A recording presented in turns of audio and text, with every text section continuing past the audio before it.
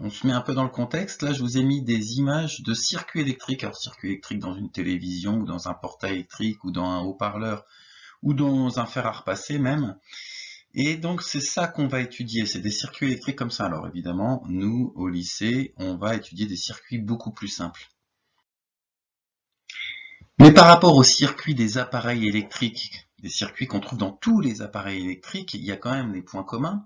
Là, je vous ai grossi la photo du circuit électrique du fer à repasser. On peut voir le fil rouge et le fil noir, c'est la borne plus et la borne moins d'un générateur. Il y a toujours un générateur dans un circuit électrique. Les espèces de lignes sombres, orange sombre, qui sont partout sur la plaque, en fait, ce sont des fils électriques. Et tous les objets qui sont plantés dans la plaque, là on voit des cylindres bleus, il y a des cylindres verts, il y a des boîtes jaunes, des cylindres noirs, tout ça ce sont des composants électriques. Et quand on étudie un circuit électrique au lycée, on retrouve les mêmes éléments, un générateur avec une borne plus, une borne moins, des fils électriques et des composants électriques. Alors dans les appareils électriques, d'abord on va grossir ce qui se passe dans un fil électrique. Donc là on voit un fil électrique. Si on zoome le fil électrique, en fait ce sont la plupart du temps des atomes de cuivre collés les uns aux autres. C'est un solide, les atomes sont bien ordonnés les uns par rapport aux autres. Et ces atomes ont tous mis en commun un électron en commun dans tout le métal, ce qui fait que l'électron peut se balader n'importe où dans le métal. C'est ce qu'on voit là, des petits points bleus qui se baladent partout dans le métal. Donc ces électrons sont partagés par tous les atomes. Ça, c'est ce qui leur permet de rester collés ensemble. C'est un peu comme une liaison covalente. C'est ce qui permet aux atomes de cuivre d'être le plus stable possible. Voilà, donc les électrons peuvent bouger dans tous les sens. Et le dessin qui est à côté, c'est de l'eau. De l'eau avec des ions. Alors on va grossir pour voir ce qui se passe à l'intérieur. Donc les molécules rouges et blanches, c'est des molécules d'eau, on a l'habitude de les voir, et dedans il y a des grains verts et des grains violets. Les grains verts sont des ions négatifs, et les grains violets sont des ions positifs. C'est du sel en fait, c'est de l'eau salée. On va mettre un peu plus de contraste sur ces ions positifs et ces ions négatifs, voilà. Et donc tout ça, ça bouge, donc toutes ces molécules sont collées les unes aux autres, c'est un liquide. Et ces ions sont collés les uns aux autres, enfin tout ça c'est collé, mais ça bouge de manière désordonnée, hein, c'est la différence entre les solides et les liquides.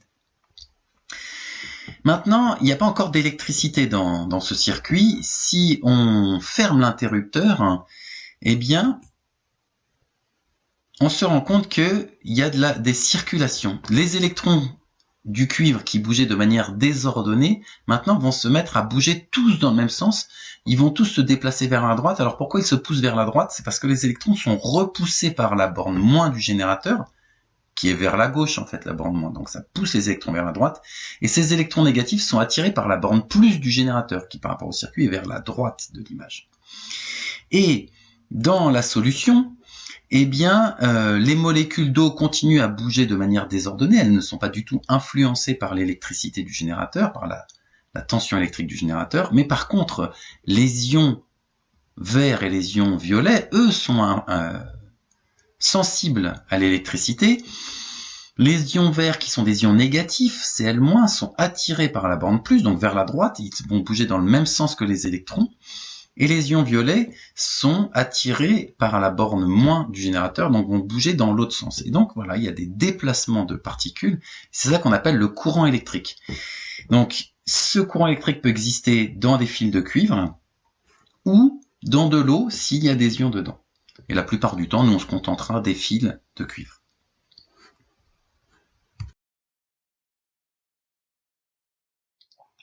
Alors parlons maintenant de l'intensité du courant électrique. Donc l'intensité du courant électrique, ça mesure s'il y a beaucoup de particules qui bougent ou pas. Et alors en fait, on ne compte pas exactement les particules, mais on compte la charge électrique des particules. Donc c'est le nombre de charges qui traversent un morceau de circuit en 1 seconde. Alors dans cette animation, on voit des particules rouges qui circulent dans les fils électriques grâce à la force exercée par la pile. Alors on voit que les particules sortent de la borne plus de la pile. On a vu dans le chapitre précédent que dans Dans les fils, il pouvait y avoir des particules négatives. Dans l'eau, avec des ions, il pouvait y avoir des particules positives et négatives, que toutes ces particules pouvaient bouger. Donc, on a l'habitude de représenter les particules qui bougent comme étant des particules positives, même si dans les fils électriques, c'est plutôt le contraire. Et en fait, c'est pas vraiment des particules qui sont représentées ici sur ce dessin, c'est plutôt des nombres de coulombs de la charge électrique.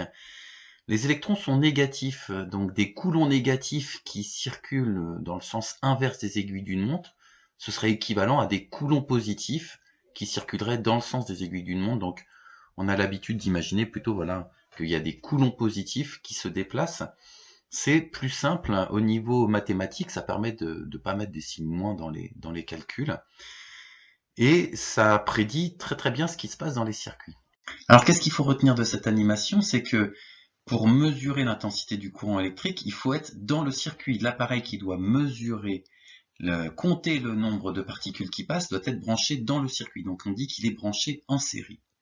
Alors pour brancher cet appareil qui ressemble à ça, vous l'avez vu en TP, dans le circuit, il faut ouvrir le circuit, il faut enlever un fil et rajouter un autre fil pour que maintenant la boucle intègre l'appareil qui mesure le courant électrique, qui s'appelle un ampère-mètre. Et donc là, on voit la valeur de l'intensité du courant électrique qui s'affiche. Donc si ça affiche 187,4 milliampères, ça veut dire qu'il y a 187,4 millicoulombs qui circulent à chaque seconde dans l'appareil.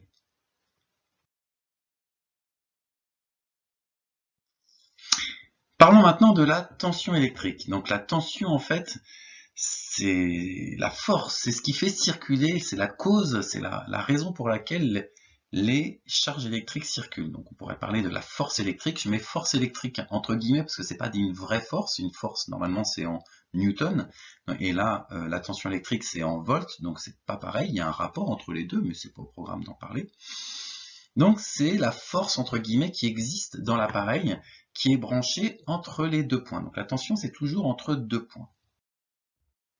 Donc pour mesurer la tension dans un circuit, il faut brancher l'appareil qui mesure cette tension, le voltmètre, sur les deux points qui nous intéressent. Donc par exemple sur le générateur, ici la pile électrique, quand on branche les deux fils sur les deux bornes de la pile, on voit la tension, donc la force que crée la pile dans le circuit, 4,5 volts, 4,48 là qui est affiché sur l'appareil. Si on veut regarder la force dans un autre appareil, on débranche et on le rebranche sur l'autre appareil. Donc par exemple sur l'ampoule, voilà, si on branche l'appareil sur l'ampoule, on voit la force qui subit l'ampoule, 4,48 volts. Et là, on se rend compte qu'en fait, il n'y a pas besoin d'ouvrir le circuit pour brancher le voltmètre. On branche le voltmètre en dehors du circuit, directement sur l'appareil qui nous intéresse. Donc on dit que le voltmètre est branché en dérivation. Et en fait, il n'y a jamais de courant qui traverse un ampère-mètre. Le fait de brancher l'ampère-mètre ne perturbe pas le circuit électrique. Donc le courant, les électrons continuent à circuler dans le circuit, que le voltmètre soit là ou ne soit pas là. Dernier exemple, sur un fil électrique, si on branche le voltmètre sur un fil électrique, on voit 0. Voilà, il n'y a pas de force électrique dans un fil électrique, mais ça, on en reparle dans le prochain chapitre. Donc il y a des lois sur la tension, on les a vues soit dans le chapitre précédent sur les rappels, soit dans l'animation. D'abord, il n'y a pas de force électrique sur un fil, donc on considérera toujours que la tension bande d'un fil est égale à 0. Et ensuite, il y a deux sortes d'appareils.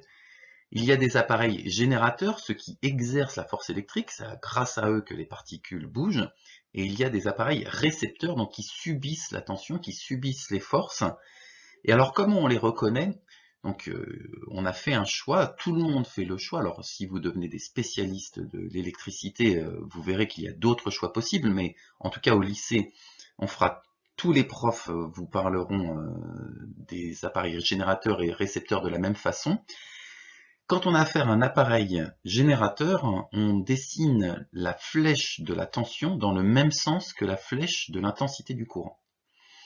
Et quand on parle d'un appareil récepteur, on dessine la flèche de la tension, donc de la force qui subie dans le sens opposé de la flèche de l'intensité du courant. Alors, on se souvient que la flèche de l'intensité du courant, on l'a choisie qui sort de la borne plus du générateur. On imagine que ce sont des coulomb positifs qui circulent dans les fils, et donc ces coulomb positifs sont repoussés par la borne plus et attirés par la borne moins. Donc d'abord, on dessine la flèche de l'intensité du courant dans ce sens, repoussé par la borne plus, attiré par la borne moins. Et après, pour un générateur, la flèche de U dans le même sens, pour un récepteur, la flèche de U dans un sens différent. Et on prendra l'habitude de dessiner les circuits électriques de cette façon-là, avec les générateurs dans une branche verticale, d'un côté généralement à gauche du circuit, et les récepteurs dans une autre branche verticale, généralement à droite.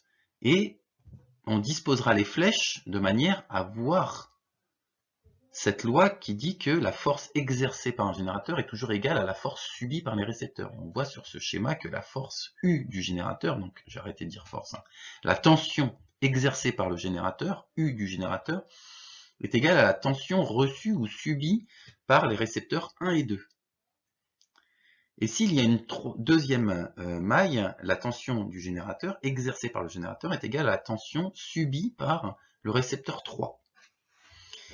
Donc voilà pour ces lois de la tension. Alors quand on les met en application sur cet exemple, là vous remarquez que les bornes du générateur sont inversées. Donc on vous demande de repérer, de dessiner la flèche de l'intensité et les flèches de tension. Donc d'abord on commence par les flèches de l'intensité qui sortent de la borne plus du générateur. Et après, pour les générateurs, on met la flèche de U dans le même sens que la flèche d'intensité, et pour les récepteurs, on met la flèche de U dans le sens opposé à la flèche d'intensité. Maintenant, pour prévoir les valeurs affichées par les voltmètres, donc si on a un générateur qui exerce une tension de 5 volts, le voltmètre numéro 1 qui affiche 3 volts indique que le voltmètre numéro 2 va afficher nécessairement 2 volts pour avoir la force exercée par le générateur de 5 volts doit être égale à la force subie par les récepteurs 1 et 2, 3 et 2 volts. Le voltmètre numéro 3 est branché aux bornes du générateur, donc lui il subit 5 volts aussi. Et le voltmètre numéro 4 qui est branché sur un fil affiche 0 volts parce que la tension en bande d'un fil c'est toujours 0 volts. Voilà, vous savez tout sur les lois de l'intensité et les lois de la tension, donc je vous dis à bientôt pour de prochaines aventures.